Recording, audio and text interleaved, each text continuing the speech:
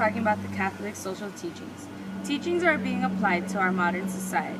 The Church's social teachings is a rich treasure of wisdom about building a just society and living lives of holiness in modern society.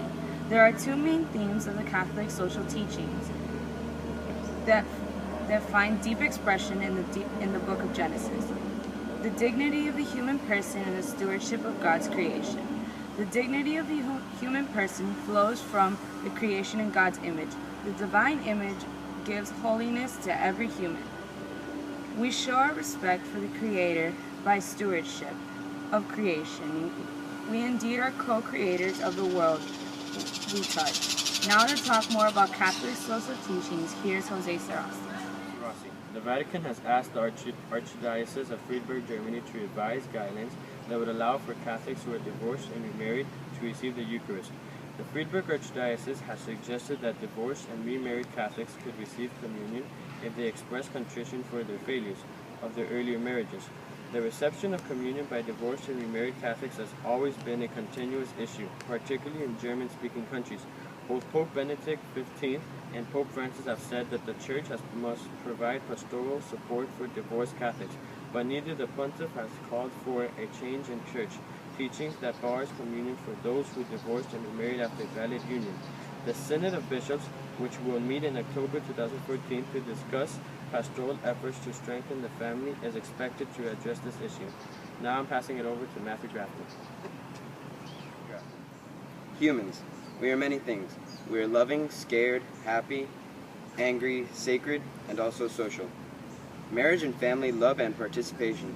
These are things that are all not only optional, but paramount.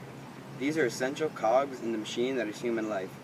A proper Catholic has the ability to live a life that would produce an even mix of elation and respect amongst his or her family.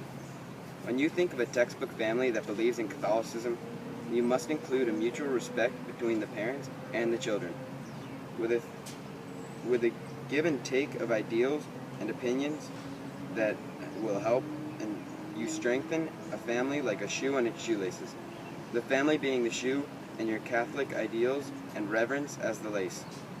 The more you use these laces, the tighter the shoe and your family is. Without the shoe of a family, the foot of man becomes more susceptible to the encumbrances of the world. This footwear is necessary. Without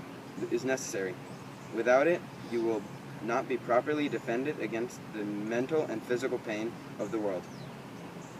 As it states many times in the Bible, a man has a driving force inside of his heart that leads him to others and virtually makes him and the other inhabitants of the world magnetized to each other.